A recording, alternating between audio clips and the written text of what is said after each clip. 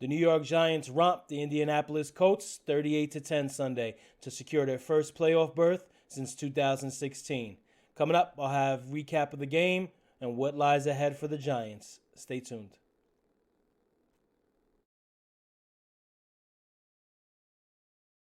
What's up, New York Giants fans? Very special episode of Tommy's Takes today. The Giants went and took care of business and stomped out the Indianapolis Colts 38-10 to secure their first playoff appearance since 2016. And it was an amazing game. Daniel Jones had the Giants on his back, did everything he could. By the end of the game, the crowd was chanting Daniel Jones, Daniel Jones in the fourth quarter to get him out of there. And once Brian Dable pulled him out of the game, Daniel Jones received a curtain call with about 7:30 left in the fourth quarter. Really was an amazing game for Daniel Jones. He showed his dual threat ability, finished the game 19 of 24, 177 yards, 2 passing touchdowns, 11 carries for 91 yards, and another 2 touchdowns. So Daniel Jones finishes the day with 4 touchdowns, and he did it all. He really did. He took some big hits. He laid some big hits out there. He was accurate. He was poised. You could tell how much this game meant to him and the team, and they took care of business. This one was never in doubt. And it comes off the heels of an NFL Network report right before the game saying that the Giants want to bring Barkley and Jones back and will be offering a multi-year deals. So you have this report that comes out that the organization wants these two guys back. They come out at 1 p.m. and take care of business. So if you're a Giants fan, I mean, this is awesome. Congratulations to all the Giants fans out there. You waited 6 years for this moment, whether it was pictures of the boat trip, revolving leadership door, terrible stat graphics on every major network when the Giants have a primetime game, the black cat, whatever you want to throw into that bag of bad luck for the Giants over the last 6 seasons. Boom, here you go. Giants turned the page today in a big way, and they'll face either Minnesota or San Fran in the playoffs. Giants are locked into that 6th seed. Either game, doesn't matter, we'll be on the road, and who cares? If you're the New York Giants right now, you're playing some of your best football. The last 3 games, going back to the Washington primetime game, this team has been playing on a high level. Barely lost last week on a 61-yard field goal, and that was only because they shot themselves in the foot. So if you're the Giants and potentially Minnesota you play, you got to be feeling good about yourself because you went in there on the road, Christmas Eve, took care of business, almost, played very well. So that'll be something to see. Obviously, still one more game next week versus Philly.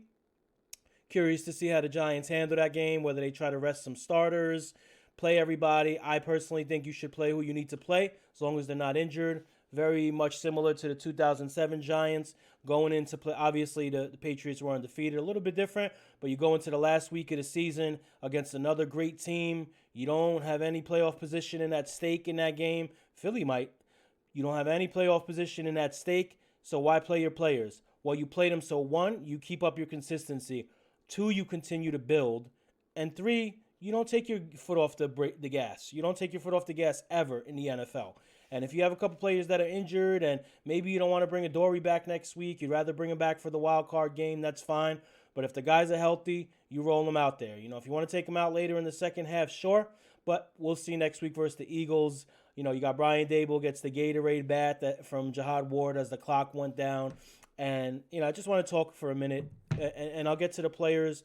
I'll get to the performances. We're not going to get all into every detail of the game. Giants laid the wood down, scored 24 points in the second quarter. This game was over when Landon Collins got the pick 6 in the second quarter. By halftime, it was done. So I want to talk about Joe Schoen first and the job he's done with this Giants team. So he takes over last year. No cap room. Mega contract with 0 production with Kenny Golladay. Question marks at quarterback. Let's be fair. Question marks at running back. Can Saquon Barkley stay healthy? Question marks on the offensive line. They've been poor for the entire 6-year stretch. The Giants haven't made the playoffs. Question marks with depth on the roster. Question marks, question marks, question marks, question marks. This GM came in with limited funds. He signed Mark Lewinsky, whether you like it or not. It was a hole that needed to be filled. He got Tyrod Taylor as a capable backup, made several solid signings. And you say to yourself as you go into the season, all right, the roster is thin. as long as they could stay healthy, maybe they got a shot to win 8 or 9 games, right? You never know. You got a great player in Dexter Lawrence, Leonard Williams, Azeez Ojulari. You just drafted Kayvon Thibodeau and Evan Neal. Just stay healthy during the season. Just, no catastrophic injuries, no, injuries at the same position group clustered was the word I was looking for. And what happens? Like literally before you could even start the season, you lose Marcus McKeithen, your rookie tackle, in the blue and white scrimmage. This injury thing started early. You lost Aziz in camp. He had hamstring issues. You lost Thibodeau for the first few games. I'm not going to go into every injury. It's not a long enough show. But the one thing that couldn't happen, that could have derailed this first-year GM, happened. And you know what he did? He plugged the holes. And I said this on the last episode. He plugged the holes on his boat to make sure this ship didn't sink for the New York Giants. He brought on Jalen Smith, Landon Collins, who had a pick 6 versus the Colts. Isaiah Hodgins against the Colts scores his 4th touchdown in 8 games. Even Fabian Moreau, Marcus Johnson, capable players that could plug the holes and keep this ship afloat. And the GM did that. And shout out to Brandon Brown, too. I know he's an excellent mind behind the scenes with Joe Shane. These guys worked hard. These guys brought the right players in, filled those holes during the season. 9 wins with a team that, if you want to look at it, just this draft class alone, 2022, every single player has missed time. You have 3 torn ACLs just in that draft class. You're currently missing 3 of your top 4 wide receivers. For a large section of the season, you missed your top 2 DBs in Adoree Jackson and Xavier McKinney, even though Adoree was kind of self-inflicted by the leadership group. But you did an amazing job, and that's why this Giants team is here. Because personnel-wise, the GM had enough wherewithal to sign the right players at the right time, right when the team needed it. And the team, yes, did it take a step back? Of course it did. When you had that tough stretch of games, the Lions, the Cowboys, Philly, you're missing those key players against elite teams, you're going to lose. And it's also a defeating mental feeling when you lose these players. But what happens? Start getting guys back. You got Bredesen back. You got Evan Neal back. McKinney's back versus the Colts. And you go into Washington, raucous crowd, prime time. You take care of business. You boost your playoff percentage chances from 30% to 90% almost. You come out versus Minnesota. You go toe-to-toe. It took a historic 61-yard field goal to beat the Giants that day. And then you come into this game versus the Colts, and you just totally wipe the floor with them. And I don't want to hear that the Colts are bad and they're waiting for the offseason and their season has been a disaster. Yeah, that's all true. But this Colts team also beat the Chiefs earlier in the season, took the Eagles to the brink. The Eagles barely got out of there with a 1-point victory. So the Giants did exactly what they needed to do today to take care of business, and they have the front office as a huge thank you to them because they've done a lot of moving pieces here, all these injuries, and Joe Shane, Brown, and team have done a wonderful job of keeping that ship afloat. Now I want to go to the coaching staff. So even more of a challenge for this coaching staff coming in, especially Mike Kafka, Brian Daboll. They come into this team. You have a quarterback in Daniel Jones that, let's just be honest, has basically been spinning his wheels for 3 seasons. 3 different head coaches, 4 different offensive coordinators, never had a number 1 receiver, bottom 5-10% offensive lines his whole career. And the guy's basically a project, right? So you don't sign him to the 5th-year option. You say, hey, we're going to roll the dice. We're gonna see what happens. If you could do this and you could show you're a franchise quarterback, even if we tag you, we don't mind spending the extra $10 million. And you know what? They worked with Daniel, and it wasn't always pretty. Obviously, the game in Tennessee, he throws the interception in the back left corner of the end zone, terrible pass, and you see Brian Daboll tearing him apart. That was a part of the growing pains for Daniel Jones. That's something you didn't see here from Joe Judge and even a Pat Shurmur, even though that was his rookie year. All you seen was coddling and pats on the back and coaching staff that couldn't figure their way out of a wet paper bag. This coaching staff took Daniel Jones, who was I won't even say middle of the road quarterback. I think he was on the lower end, and turned him into a quarterback that you see today. 4 touchdowns, almost 100 yards rushing, almost 100 yards, 200 yards passing. He's lowering his shoulder. He's knocking people down. He's getting first downs. He's throwing the ball accurately. Again, no turnovers for Daniel Jones. I mean, just remarkable what Mike Kafka and Brian Daboll have did with Daniel Jones.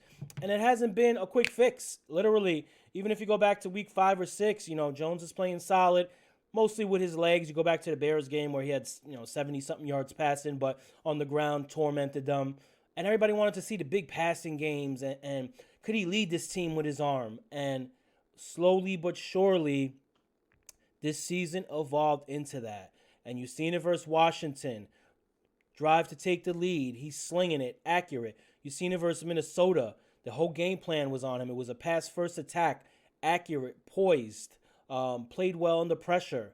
And you've seen it versus the Colts, where he put it all together, almost 200 yards passing, 100 yards rushing, 4 touchdowns. He was unstoppable. The crowd screaming his name. He gets a curtain call when he comes out. So shout out to this coaching staff for taking a quarterback in Daniel Jones, who had struggled mightily with turnovers, production, and saying, hey, you know what? This guy we could work with. If we surround him with the right pieces, if we have the correct system, which again, another shout out to Kafka, running the right system, short passing attack, almost a West Coast style, using the run to lead up to the pass, and now flipping it around a little bit. They've catered this offense to Daniel Jones' strength, and it has worked. And that's how they got themselves a playoff berth. So really remarkable job by the coaching staff.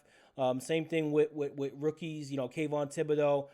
Again, another monster game today. Sack, tackle for a loss.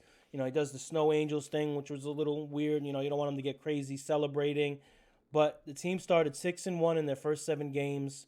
They got road wins over the Titans, Packers, Jaguars, and home victories against the Panthers, Bears, and Ravens. And you know what? None was bigger than that week 1 in versus Tennessee, because Daboll set the tone. He went for 2 points, did the shovel pass with a minute left, and he said, we're going to ride this thing. We're going to be aggressive. I'm going to believe in you guys. You believe in me. And it's taken them to 9 wins. And, it's got to be refreshing for the ownership, Mara and Steve Tisch. Organization's 22-59 record over the past 5 seasons ranks dead and last in the NFL. So ownership has to be excited, happy. Obviously, this team made the right choice for head coach and general manager. No question about that. And again, the crowd screaming Daniel Jones' name as he walks off the field. If someone would have came to you as a Giants fan, and be honest with yourself, someone would have came to you as a Giants fan in August after that blue-white scrimmage where, everything was on fire and Jones throws the pass out of bounds to Galladay, whatever, and said, hey, on New Year's Day, Daniel Jones is going to walk off to a standing ovation because he just got the Giants into the playoffs with their 9th victory. You'd be astonished by that. And that's a testament to the GM. That's a testament to the coaching staff. And now we'll get to the players, because it doesn't happen without the players. And I think I talked a lot about Daniel Jones so far. I don't want to wax too poetic about him. I, for one, have been a Jones supporter since day one. I thought he had all the tools. I thought he had the mental capacity to handle running an NFL offense. I did wonder if he was shell-shocked and scarred by the inept leadership that was around him, the inept roster that was around him. I thought that's how he looked to start the season. Like, everything's great. We're opening up the offense. We want to do this. And he was almost just like, could I do this? And you can't blame the guy. He was basically told by Joe Judge and Jason Garrett, don't turn the ball over. Never turn the ball over. Whatever you do, do not turn the ball over. That's the worst thing that could happen. They turn him into a shell-shock quarterback. And if you look at that Daniel Jones from last season, which he still played pretty solid, and you look at the Daniel Jones from the Colts game, 2 completely different quarterbacks. Daniel Jones was unstoppable versus Indianapolis. And they don't have the worst D in the NFL. They're far from the worst. They actually are 6th in sacks in the NFL. He was unstoppable today. And so shout out Daniel Jones. Saquon Barkley, I mean, where is this team without Saquon Barkley? Let's be honest, right? If you don't have Saquon Barkley and his 1,300 yards, this team's probably sitting at 4 or 5 wins. First, the Colts. Giants didn't run the ball a lot until they got up late in the game. Barkley had 12 carries, 58 yards, 4.8 yards per carry. Breida also had a good game. Breida had 9 for 59. Giants could have ran it at will. They came out attacking, and it was a very balanced attack, and it worked very well. Jones was the leading rusher, 11 carries, 91 yards, 8.3 yards per carry, and 2 touchdowns. That's your quarterback running the ball that way. Brightwell got in the game at the end, 5 carries, 9 yards. Let's talk a little bit about the receiving corps for the Giants. The much maligned receiving corps, they did an awesome job versus the Colts. Richie James, 7 catches, 76 yards for a touchdown. Isaiah Hodgins, 4 catches, 42 yards. He had another touchdown. Bellinger, 3 catches, 42 yards. He had a big first down, showing off those big, strong paws. You did have Slayton only had 2 catches, 14 yards. He had a fumble to start the second half. Was the Giants' only turnover of the game. So receivers did their thing. And you know, when you look at this Giants team, when you look at the Giants team from the 6-1 start, and you say, okay, that was a team that could run the ball effectively, couldn't really pass. They could pass in spots, but they are tilted towards one-dimensional. That's not this Giants team anymore. This Giants team can run the ball, and now they could pass the ball. This is a scary team to play in the playoffs because the defense also building up momentum. And that's why I think it's so important next week versus Philly. Roll these guys out there. Let's see what they have against Philly. Philly whooped the Giants in MetLife Stadium a few weeks ago, embarrassed them, blew their doors off. Come Sunday, come ready to play Philly. They're going to probably be still fighting for that number 1 seed. You go in there and you screw them over, and you show them that if you do meet in the playoffs, it's not going to be a romp. It's not going to be another game like what happened in MetLife. And this is the exact eerie scenario that happened with the 2007 Giants. They were, like I said, different because the Patriots were undefeated and there was history on the line. But the Giants didn't have to play their starters. They were playing at Tampa that wild card weekend the following weekend. And the Giants lost a couple players. They lost Kavika Mitchell, Sam Madison. It didn't matter. The confidence that they built in that game carried them to a Super Bowl championship. So Giants better roll everybody out Sunday. I don't care what's on the line, what's not on the line. Fight this Philly team. It's a division rival that's been smoking you for many, many years now. And the Giants' arrow was pointing up, and you could really tilt it with a victory over Philly. So defensively, I mean, dominant defensive performance. You knew coming into this game that the Colts were going to have a little bit of a difficult time. They've really been struggling on the offensive side of the ball. I think they had something like 5 offensive touchdowns in the last 6 games. And it's funny, the Colts actually led this game 3-0. Giants couldn't get anything going on the first drive. Colts get a deep pass. You know, Foles just throws it up there. McKinney can't really hit it with the club. And the Colts were actually up 3-0, which is funny when you look at it. But they couldn't get anything going. Really couldn't get anything going versus Giants defense. 124 yards passing, 128 yards rushing, 4.5 yards a play. Adversely, the Giants had 6.5 yards per play. So Giants just dominated every facet of this game. I mean, look at some of these numbers. First downs for the game. Giants 26, Colts 14. Third down efficiency. Giants 4 for 7, Colts 3 for 12. Total plays even. Sacks allowed. The New York Giants did not allow one single sack today. Second time in 3 games they've allowed 0 sacks. And that offensive line played good today. Shout out Evan Neal. He's had his struggles. He played well today. And they've been keeping Daniel Jones upright. Punts. Giants only punted the ball 1 time today. How new is that for Giants fans? Colts with 4 punts. Penalties, Giants only had 3 for 20. Colts 7 for 60. Turnovers were even. Time of possession was close. But this was a blowout. And defense played well. I thought the D-line played well. Got a couple sacks. Dexter Lawrence got a sack. Kayvon Thibodeau got another sack, which was nice to see out of the rookie. That was it. They got 2 sacks for the game. Interception, pick 6. Landon Collins, what a moment. You know, when you look at this pick 6 by Landon Collins, who was the only active player on his Giants team that was on that last playoff team in 2016? Landon Collins. Obviously, you have Sterling Shepard. He's out for the year. You know, feel sorry for him for that. But Giants took care of business. All 8 victories this season the Giants have been 1 score or less. This was a welcome feeling, I'm sure, for Giants fans. They go out, they take care of business in front of their home crowd. The crowd is erupting. Dable's getting his Gatorade bath. Daniel Jones is getting a standing ovation coming off the field. Saquon Barkley and Daniel Jones, who have been through a lot with this franchise, and not all the franchise fault. I mean, with injuries and mishaps and bad coaching. So it was a combined effort. just to see this Giants team on that sideline sharing in that moment was an amazing feeling that they deserved. And there were good players on this Giants team. They needed good coaching. They needed a good GM to put extra pieces around them, even if they weren't expensive pieces. These Giant players, whether it's Saquon Barkley, Daniel Jones, Dexter Lawrence, whoever you want to name, they needed that coaching. They needed that support system. Football is the quintessential team sport, and they needed that. And you see this year with that, Jones has had a career year. Barkley's basically a career year to his rookie year. Dexter Lawrence having an all-pro year.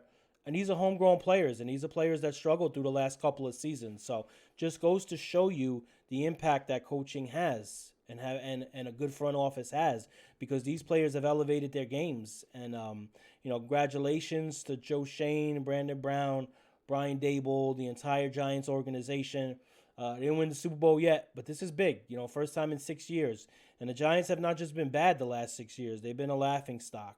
Every game you've seen that was a primetime game. Any graphic that NBC would show or NFL Network would show would just be these demoralizing stats and records that the Giants have compiled in the last 6 years. So this is the way you work your way back here, and you get your first blowout of the season, first blowout since I don't know when. And if you go back to a year ago, almost to the day, this Giants team couldn't even complete a single pass. They had a game where they had 10 yards passing. I mean, inept is not even the right word to describe it. And to just, within a year's time, turn it around like that, truly remarkable. Looks like the Giants have their quarterback. Looks like they want to bring both Barkley and Jones back. Not sure how it's going to work cap-wise. After the Galladay cut, Giants should have around $65 million. But you have Jones' contract, you have Barkley. Dexter's under contract, but you definitely want to reach out and try to lock him up. Julian Love is going to be a free agent. So a lot of question marks there, but they're winning. And they have a chance next week to get double-digit victories for the first time since 2016, which would be another big step for this team. And you couldn't ask for more as a Giants fan. This was year one of the rebuild. This was, okay, play competitive, go out there, win 6-7 games, finish the season strong, see what you have in your players. I mean, there was talk before the season, like, we just hope we get to see what Jones and Barkley can do. We just hope they don't get injured, or the injuries around them aren't so bad, or the coaching staff isn't so bad that we can't even evaluate these players. Because that's what happened under Joe Judge. You couldn't even evaluate anybody because it was such a S show. You couldn't even check. You couldn't even see it. It was impossible. So not only did you hit your goals for that, you got a little bit extra, and you got the 9th win. You got one more versus Philly, right? And then you go into the wild card game. So it's going to be super exciting. Giants fans, again, remiss. Congratulations. Much, much deserved. It's been a long time coming, and got to feel good for the players on this team for what they've been through. Everyone wanted to run Daniel Jones out of here. Everybody wanted to trade Barkley to the Bills for a second-round pick. Start over, strip the whole thing apart. These guys are no good. Well, that wasn't true. It was everything around them that wasn't good and didn't allow them to thrive. This is not basketball where you could take the ball from one end of the court to the other and score if you want. It doesn't work that way. So glad that the sun has shined for this Giants team. Personnel-wise, that's awesome. And you know what? Who cares who they play in the wild card game, right? I tweeted a week ago that, I'd rather not play the Niners. I'd rather play the Vikings if it's possible. And you know what? Forget that. Line them up, and the Giants will lay them down. That's the mindset this team has to have, whether it's the Vikings, whether it's the 49ers. I think it would be better if it's the Vikings. Giants have a good sense of what they do, especially Vikings on their defensive end like to sit back in a soft zone, a shell zone, and the Giants have been playing very well against zones. James, Hodgins, Slaytons are very good finding holes in zones receivers, and Jones seems to like to throw against zone almost more than man. So I think that would be a good matchup, but who cares? If it's the Niners, it's the Niners. New York Giants, 49ers have played many, many classic playoff games in history. Going back to 2011, 2003, whatever. The Giants are in the playoffs, and that's all that matters. Also getting healthy at the right time. You've seen Xavier McKinney out there against the Colts making some plays. He seemed to be a little frustrated with the club. But listen, X, I'd rather have you out there with a club than anybody else on this roster. I'll have you with one hand against anybody else with two hands. So nice to have him back. He was in position a couple times to make a few good plays. Could have had an interception, but again, can't grab the ball. But still, nice to have him back. Maybe Adoree comes back next week. I think at this point, more likely you see him for the wild card game. But let's wrap it up. First time since 2016 his Giants team is in the playoffs. And you've seen some curses, some streaks getting broken this season. You got the Giants primetime streak broken. Giants win versus Washington. You have Daniel Jones winless streak on primetime, also broken against Washington. You have the Giants 30 points they hadn't scored in 44 games, which is absolutely stunning when you think that this Giants team took 44 games to score 30 points once. Well, they broke that today. And all your other curses, your boat pitchers, the black cat that ran on the field versus Dallas. This team is in the playoffs, well-deserved. They're led by a tough, smart, gritty, talented quarterback in Daniel Jones, led by a running back in Saquon Barkley that is tenacious, can run over, around, through you. He's the face of the team. No other way to look at it. Saquon Barkley is the face of this team. You're led by a defense that bends but doesn't break and has been opportunistic of late. And most importantly, you're led by a coaching staff that every single game, you walk into that game and you don't say, I hope we don't mess it up on the coaching end. I hope we don't blow timeouts when we don't need to. I hope we don't make the wrong decisions. You never think about that with this coaching staff. And that's a huge key. When you have coaching on your side and you have talent on your side, this could be a scary team to play in the playoffs, especially with McKinney and Adoree back. But we'll see. For now, Giants fans, celebrate, rejoice. The New York Giants lock up the 6th seed with a dominating 38-10 win of the Colts. The arrow is pointing up. The sky is bright. Everything's looking good for the New York Giants, and it's just getting started. Please like, subscribe, turn notifications on. You can check me out on Twitter at TommyG105. Please do check out my Giants Country team. If you haven't subscribed to the channel, just go hit that little red subscribe button. Almost at 500 subscribers in a little bit under 5 months since we started. Thank you for every single one. I think we're at like 485. So from the bottom of my heart, thank you to all 485 subscribers. This show is just getting started. This year was just kind of me, feeling things out, getting my footing, getting a groove going, and it's been wonderful. And it's the Giants' best year in 6 years. So I'm not saying it's thanks to me. I'm not gonna say that, but my first year doing Giant content, first year getting the playoffs. But thank you, appreciate you guys. We'll be back next week, and we're gonna have some bonus football coming up. Peace.